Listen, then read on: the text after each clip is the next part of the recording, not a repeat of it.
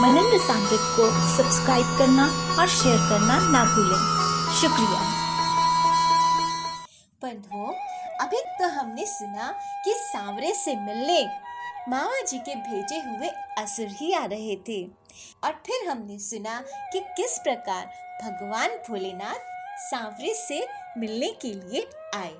आज हम एक और ही भक्त की भगवान से भेंट की वार्ता को सुनेंगे और जानेंगे कि कैसे भगवान ने लड्डू गोपाल का रूप धारण किया। एक बार माँ यशोदा जी के मायके से ब्राह्मण कण्व आए। वे स्वयं पाकी थे, अर्थात अपना भोजन स्वयं पकाते थे। यशोदा जी ने उनकी रसोई का प्रबंध कर दिया और उन्होंने बड़े प्रेम से भगवान का भोग बनाया। वे बहुत ही ब्रह्मनिष्ठ भक्त, जाप ध्यान करने वाले ब्राह्मण थे। अब वो आंख बंद करके भगवान नारायण को भोग के लिए बहुत ही भक्ति भाव से, प्रेम से बुलाने लगे। अब हमारे कान्हा कहाँ रह पाते। धीरे धीरे घुटनों घुटनों रेंगते हुए वे उनकी थाली तक आ गए और उनकी थाली में से खीर का भोग लगाने लगे। जैसे ही ब्राह्मण ने आवाहन करके आंखों को खोला तो देखा कि खीर का भोग तो नंद का छोरा लगा रहा है। तब उन्हें यशोदा माँ को बुलाया, और जब यशोदा माँ आई तो उन्होंने हंसते हुए बड़े प्यार से कहा कि नंद रानी, नारायण के भगवान का भोग तो तुम्हारे छोरे ने लगा लिया। माँ ने थोड़ा सा गुस्सा कर सांवरे को उठा लिया और डांटने लगी। तब ब्राह्मण ने कहा हंसते हुए कि यशोदा बालक है, कोई बात नहीं। यशोदा माँ ने दूसरी बार रसोई का प्रबंध किया। ब्राह्मण ने फिर से बहुत ही मेहनत से, प्रेम से, प्यार से, भाव से भगवान नारायण का जाप करते हुए भोग लगाया। अब भोग लगाने के बाद फिर से आंखें बंद करके वो नारायण भगवान को बहुत ही प्रेम से बुलाने लगे कि भगवान आओ, मेरा बनाया हुआ भोग स्वीकार करो। अब और भी ज्यादा प्रेम था उनके मन में, तो अब कान्हा फिर कहाँ रुक पाते। फिर घुटनों घुटनों रेंगते रेंगते, चलते चलते पहुंच गए। इस बार उनकी थाली में से दही का भोग लगाने लगे। फिर कर्ण ब्राह्मण की आंखें खुली तो देखा फिर से यशोदा का लाला भगवान की थाली को झूठा कर गया है। अब उन्होंने यशोदा मैया को थोड़ी गंभीरता से बुलाया। यशोदा मैया आई, फिर से लाला को गुस्से से डांटने लगी। इस बार फिर लाला ने ब्राह्मण को देखा कि शायद पिछली बार की तरह माँ की डांट से बचा ले, लेकिन ब्राह्मण इस बार बहुत ही गंभीरता से कान्हा को घूर रहे थे। यशोदा माँ ने फिर से उनकी रसोई का प्रबंध कर दिया।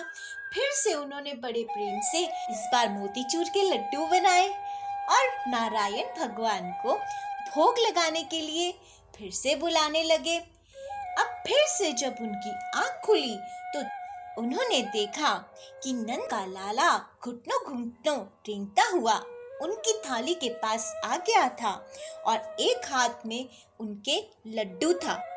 ये देखते ही उन्हें फिर से बहुत तेज की गुस्सा आ गया। अब की बार उन्होंने गुस्से से यशोदा मैया को बुलाया। यशोदा मैया भी बहुत गुस्से से आई और कान्हा को उठाकर एक थप्पड़ दिखाने लगी, लेकिन कान्हा ब्राह्मण की ओर देख रहे थे इसी आशा से कि शायद ये मुझे माँ के थप्पड़ से बचा लेंगे।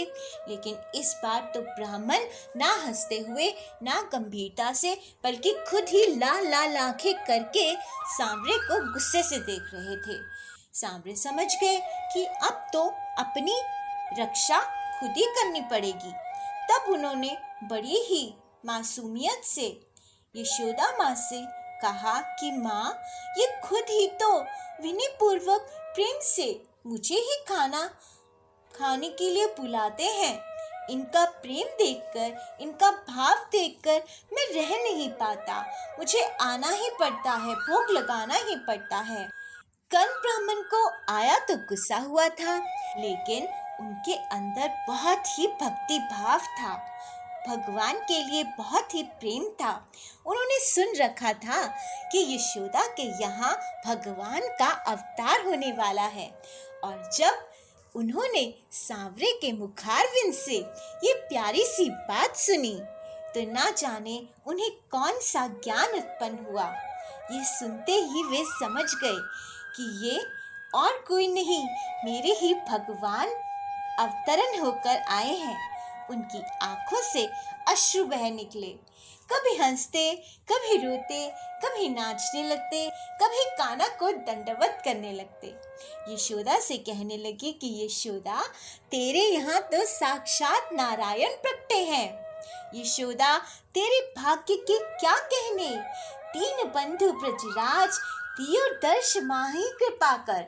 हाथ जोड़कर कान्हा के आगे वो प्रार्थना करने लगे कि हे भगवान, आप अंतर्यामी हो, मुझे क्षमा कर दीजिए।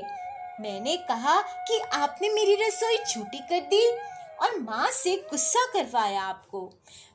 मैं तो खुद ही आपकी शरण लेना चाहता हूँ। आपके पास आकर मैं कृतार्थ हो गया। आपके भोग लगाने से मेरे जन्म जन्म की साधना सफल हो गई। मुझे अपनी पात्र बनाइए, मुझ पर प्रसन्न हो जाइए प्रभु, मुझे अपनी शरण रच दीजिए। इतना कहकर वो उनके आगे वहीं लौटने लगते, कभी हंसते, कभी नाचते, कभी गाने लगते। यशोदा मैया तो बहुत ही हैरानी से उनकी इन सब हरकतों को देख रही थी, लेकिन कान्हा उनके इस हरकत को देखकर लगातार खिलखिलाकर हंसते जा रहे थे, खिलखिलाकर हंसते जा रहे थे मेरे सामने। कंस ब्राह्मण का बावलापन उन्हें बहुत ही भा रहा था। तो जैसे मंशा लेकर भगवान के पास कोई आता है, वे उसी मंशा के अनुसार फल भी देते हैं।